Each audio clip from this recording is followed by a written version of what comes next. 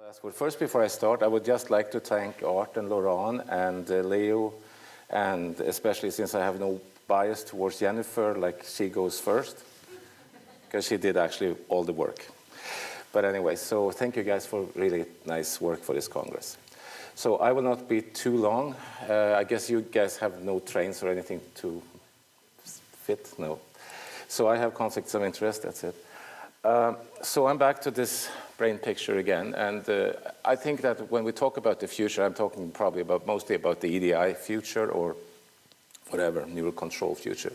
And I think it's what we've heard for the 2 days here. There's a lot of things that comes up every day, and I think this is the same thing. I think that when you started to put like a pressure trigger on a ventilator in about 1970s or something like that, turned into a flow trigger in the 1980s, and there has been like anything from I don't know what mode that you can get out of this, off cycling, PAV, and so on. So I think, again, we add like a new variable, and this variable seems to be reliable because it's been used in a big amount of patients. So like has its features. So first, and I'm not going to go through everything, but monitoring, what we've seen is, for example, like we started off with like patient-ventilator interaction. What is that?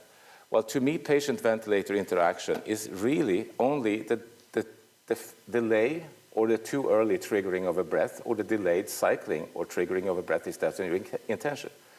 If you miss the breath, that's a failure. That's the machine failure. If you can't trigger a breath, that's the same thing. Sorry, if you have a breath triggered that wasn't meant. So this is like your car would behave like that. It would be a recall immediately. Your brakes wouldn't work, your accelerator wouldn't work, that car wouldn't sell. I think this is, and here we talk about life support. So I mean, I think these are pretty important things. So like we look upon it today then with this kind of new kind of targeting index there. So if you look at the bottom part here, and this I think, and this is for the future, what you guys need in many ways is to target something. Here you have a target where you know that if you're on top of this thing here, you triggered way too late, and if you're at the bottom, you triggered way too early. But you triggered at some point.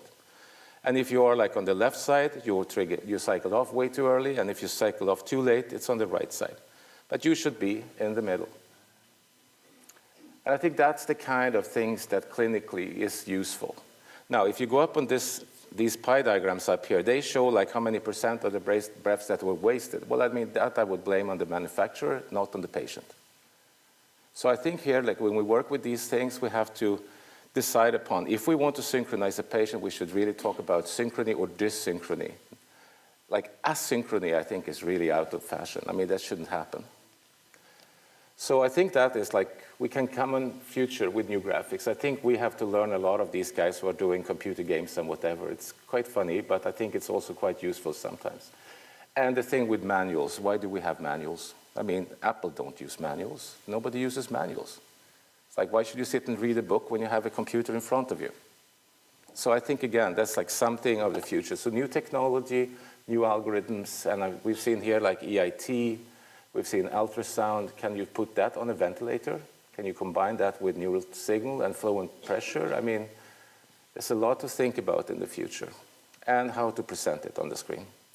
So this index is kind of related, as you can see here, to the old synchrony index. So that's actually that this is the, what we call dyssynchrony. This is the asynchrony over here. But so another thing is that, as Dimitris pointed out here, we can actually start with these proportional modes to calculate a lot of things that you can't calculate with other modes. Because the patient is doing the opposite side of the coin. The ventilator is doing one side, the patient's doing the other side. It's proportionality. So we have, for example, here, I think this is actually the breath that you showed.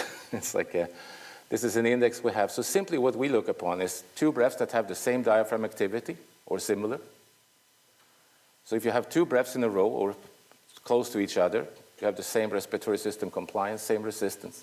In one breath, you get assist, which would be like this breath here, for example, and the next one, you don't get any assist. Well, if you have no assist, there shouldn't be any difference. But if you do have assist, the volume should be widely different. Because if you don't get assist and you're sick, you will not get the volume you want, other than you increase your own drive. And funny enough, it seems that patients do that very much from one breath to the next. They don't really recognize the first breath. And again, with the watching the signal in a breath here, you see this signal here is kind of going up a little bit, and then it goes down a lot. You have severe hyperinflation. This is more air coming out than went in. You can actually, from a non-assisted breath, just figure out that the patient is hyperinflated, just by taking away one breath from the patient. So again, it's kind of like this thing about you doing quick maneuvers, take information, like with PAV, you do a little hold at the end, or not even the hold, but you look upon the pressure so you get some kind of plateau pressure. I think that's future. This is a very busy picture, but it's technically the same as you saw before, but in patients, and it just shows that if you calculate the ratio between breaths that are assisted and unassisted, you can actually tell what the patient's esophageal pressure is relative to his transpulmonary pressure. And we haven't even put the balloon down the patient. So again, things we can do in the future if we just work on it. Another thing, we have this, here we have EDI, then we have something called NME, neuromechanical efficiency. That's like a occlusion pressure divided by the electrical activity of the pressure. So that's centimeter of water over microvolt. Then at the bottom you have NVE, which is milliliter over microvolt. It's just the volume of a breath over the EDI that you use to provide. Now, if you want to have fun with this, you can take just the ratio between NVE and NME. You take away the EDI, and you're left with liters over centimeter water. You have load. It's again like one of these things that by just simple computations, it's simple math. And you try it out, and it actually works with real data if you measure them. Now, into ventilation.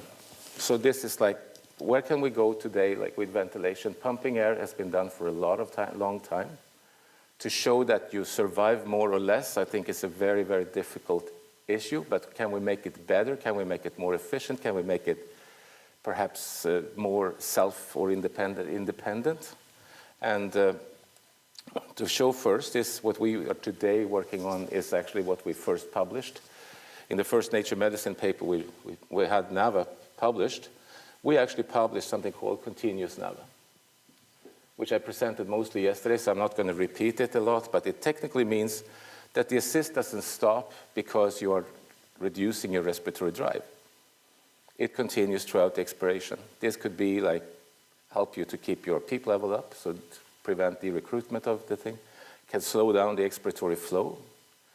Like a patient can modulate a lot of things, and if we look between neonates, for example, especially, you can see breaths that are sometimes going up very, very quick in the EDI, and then they hang there and go down very slowly. Whereas other breaths goes up very slowly and then goes down like this, and others are just like a big mountain. It's just a recruitment maneuver. So a lot of these things happen that they modulate every breath. So again, this is probably one of the more futuristic things. And we can see here, for example, we have the triggered NAVA is like this. Here you have the kind of the NAVA where you see the pressure is now continuing into the expiration. Here you see the continuous NAVA. Here you see like a BiPAP, for example. You can see that the asynchrony is bad, and pressure will be delivered when the patient is not actually wanting it. Now, this is complex, but it's actually quite simple. How many here are familiar with tracheal gas insufflation? Put the hand up. I think most of you should know. Well, maybe it was popular until 2000, I think. Never hit the market. And so what it was that you had a small tube with inside a big tube, and you pushed a little bit of air into this. This was kind of to dilute mostly the air that you were breathing. And it was mostly used, I think, with control modes. I think some studies use kind of like triggered modes.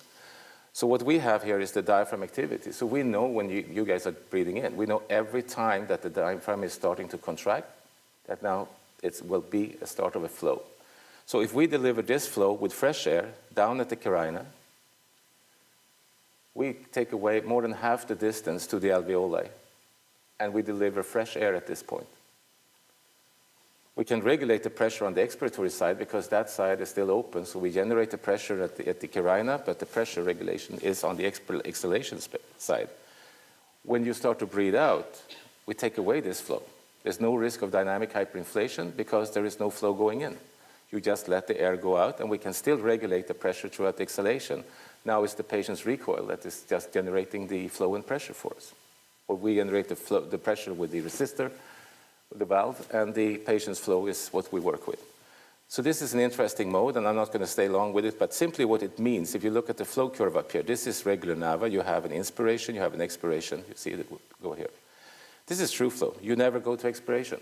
You expire all the time, technically. But you get air in through the other hole, so there's no rebreathing back in through the big lumen. And what does it do? Well, we only know in rabbits. But here you see the pressures we have to apply through the small hole. It's like 60, 70, sometimes up to 200 centimeters of water, depending on how small we want the tube to be. And this is the pressure that we deliver during the exhalation, which is only a very, very small bias flow. That, like through this tube, it barely generates flow. Here you see the pressure during regulated on the exhalation side. So this is the NAVA pressure during inspiration, and this is the exhalation in the middle of the expiration. Here you see the diaphragm activity. So when we start true flow, I don't change anything here. The rabbit is, I don't know what situation this is, but probably a single lung and is intubated. So we blow air into the carina, and we let it go out through a small lumen, and we let it go out through another lumen. And what happens here, you can see the diaphragm activity drops here from about 10 to about 2 microvolts within the matter of some like 100 seconds. It's like turning off a rabbit. We have not tried it in humans, so I don't know how it's going to work there, but it seems to be a very promising way of kind of like reducing drive, also instead of like putting in something into your artery or vein or whatever to try to filter out the CO2, you might actually reduce the pressure in the airways. Back to the Nature Medicine paper, we actually showed pressure support in that one, because we had like a machine with triggered and cycled off with neural control. Actually just triggered, I think. So what we found there was again the same thing. Neurally triggered and cycled off pressure support can help you, and this is a study we just are working on. It's in submission. And this shows neurally triggered pressure support in the patients with PEEP, intrinsic PEEP. You can see 0 PEEP. The patient has quite a bit of asynchrony. You see the flow up here, but here you see wasted effort, wasted effort, wasted effort. So the patient could not trigger those breaths. Then we put the PEEP to 80% of the static intrinsic PEEP, and that should help him according to all school books. And it did help him in some cases, but there was still wasted efforts. Then we put him with 0 PEEP, with neural trigger and cycling off, and this is what we had presented here by Ling Lu yesterday. Well, then every breath is triggered. So here you have the synchrony regardless of PEEP during NAVA. Sorry, neurally triggered and cycle of pressure support. You are in the box all the time, whereas you spread out all over the place if you go with pneumatic trigger and cycling off in these patients. And funny enough, the asynchrony doesn't really help. It doesn't really help much with the asynchrony when you put the PEEP on there, at least not in these patients. Now, positive negative pressure ventilation. Why did we stop with the negative pressure ventilation? Well, it's hard to synchronize the ventilator. If you have the neural signal, it becomes a much easier task. So in fact, today we can provide either negative pressure ventilation or positive pressure ventilation, or both if you want, 50-50. So I just briefly touch upon this, but here you see a rabbit with no assist. This is the esophageal pressure, diaphragm activity, positive or negative pressures, and the volumes. So here we have a NAVA gain at 1.4. This is with positive pressure ventilation. So you can see now the pressure goes positive. The EDI is here, and this is the esophageal pressure. Now we go negative pressure ventilation. Well, volume is the same, NAVA level is the same, and the pressure is now the other way. And then we go look at the EDI, it's the same, but the esophageal pressure is twice the swings. And then we do half. So we do 0.7 negative, 0.7 positive. You get one little going downhill, one pressure going uphill. This difference between the two of them becomes the transpulmonary pressure in a sense. And what you get, same volume, same EDI, but again with a lower transpulmonary pressure. So in this case, you can more or less disqualify what you see with regards to esophageal pressures, because they can't really tell you anything when you have negative pressure ventilation. whereas the EDI will show that you have the same respiratory drive all 3 situations. So we can modulate between what we want here, and for this purpose, we kind of, just now, we work on a project for neonates, so we've tried to do what we call the Life Vest project, which is something we apply the grant for. And that means technically that you would have a little ski jacket that you zip up, you inflate it, and you seal it, and then you can run negative pressure on this one. You can just unzip it and open it if you feel like you need to get to the baby. And that was it. Thank you.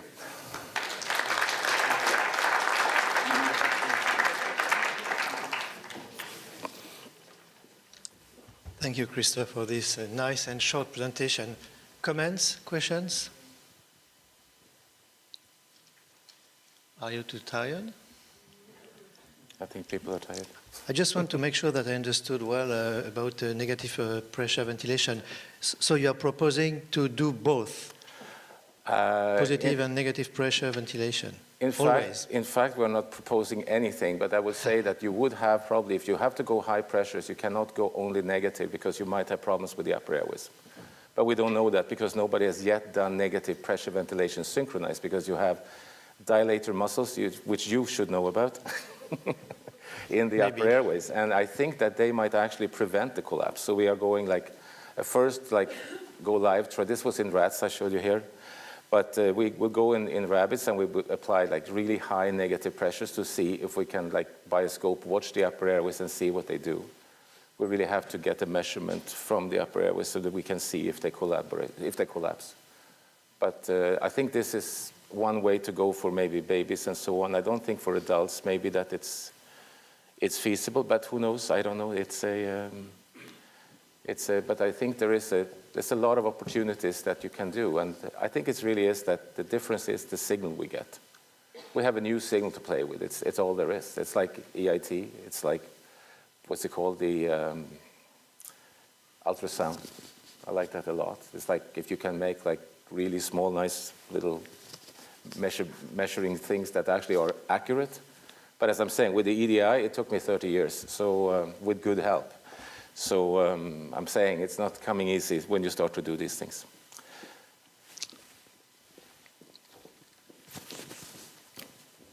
So, Hans, are you the closer?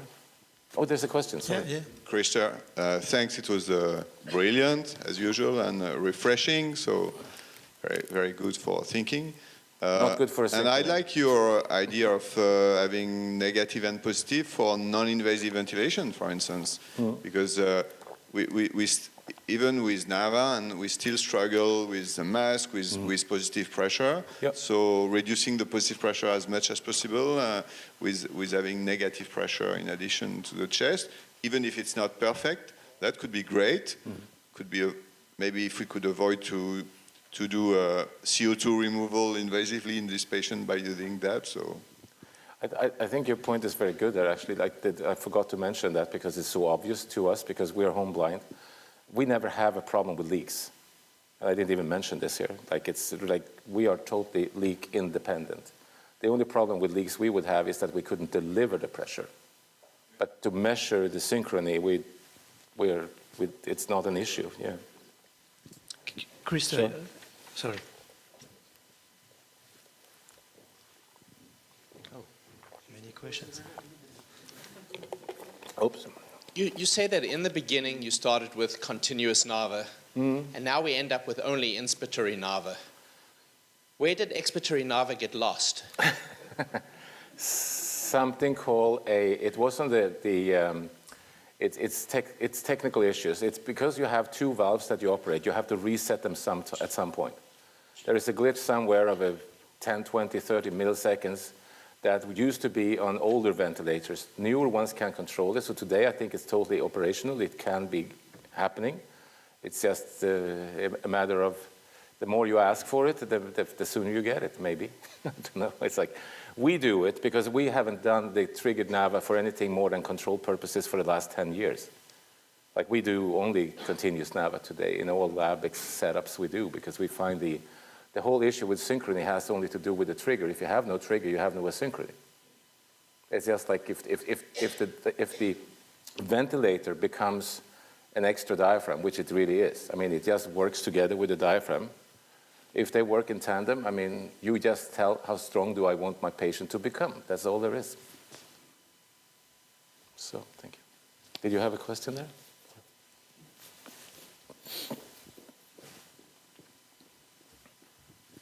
I really do like your idea about negative pressure ventilation, because from my basic understanding, that's pretty close to what we all do, right? Mm-hmm. But when you want to combine assisted modes with negative pressure ventilation, don't we run into the same triggering problem? All the asynchrony problems are trigger problems. So you have to apply the negative pressure through body fat depending on the patient, then the chest wall depending on the resistance of everything into the lungs. So won't it be very, very difficult to be sure that you don't have too high trigger delay when you use negative pressure? Well, first is that if you go continuous, you don't have real trigger delays. You have delayed flow. You have your own muscle, you have the negative pressure if you so want, and you have the positive pressure if you want that too. All three will occur at the same time. So whether you have a very big fat belly or something that you have to really work hard to lift, well, the efficiency at that point is going to be there. You have to apply more pressure. But generally, I think there is no issue for that. Like, this is more like, I think the combined part is not really like a relevant part, I think, except for those kind of very refined cardiac surgeries and other things where you really want to control the pre and after loads and everything. Here you can really control everything exactly where you want it. But that would be for a very specific group of patients. If you want to have a neonate that you see that the nose starts to fall off, sorry I'm saying it, but it happens, then you would, before this happens, maybe want to switch to something else, like a negative pressure. You can probably not stay on this forever either. It's going to be just like save you a day or two, and the nose heals, and then you're back on the nose again. I mean, I think this is, we can also, like, regulate cuff pressure if we want. So you have a proportional increase of the pressure in the cuff if you want that, because that would seal only when you have the peak pressures. Mm-hmm. It would never seal at any other time. So I think, but this is, again, it's just one new controller signal. The only thing we have is that we have so much to learn about the signal itself, which we have tried here. I mean, I know Dimitris have tried with PAV for years and years to understand the actual neural control and so on. And it's very complex, but it's funny to say that, I mean, mostly you see that most patients respond extremely adequate, even if they are very, very sedated. You'll be surprised. Thanks. Yeah, thank you. Okay, Christer, do you think that one day we could dream of having NAVA or some byproduct of NAVA for chronic ventilation? Chronic? Yeah, I think the same thing. We have had like chronic implants, like that's really like a possible. We used to do that when we worked in Montreal. We used to have chronic implants. I mean, the signal can be obtained and chronically kept. It's not an issue. The thing is just how do you do it in a good way, but even more, to whom should you do it? It's yeah, obviously. Yeah. Thank you so much, and I will leave the podium to our host, Hans van der Heuvel.